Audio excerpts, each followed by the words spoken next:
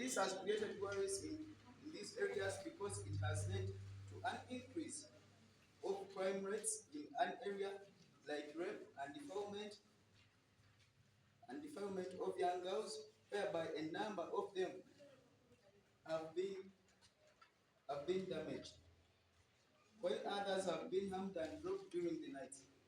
In resolution and response to the issue, we have decided to develop a free energy generator using a magnet to help people light their homes, conserve the environment, and reduce insecurity issues along Kiganda. Goal and solution.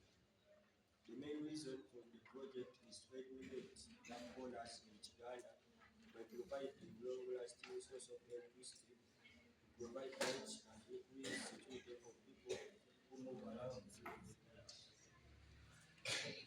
Beneficiaries. Individual users, since they have no money to raise electricity bills, for example, elders and other villagers. Then businesses, since robbery will be at low levels, their appliances get sorted due to unstable electricity supply. Thank you.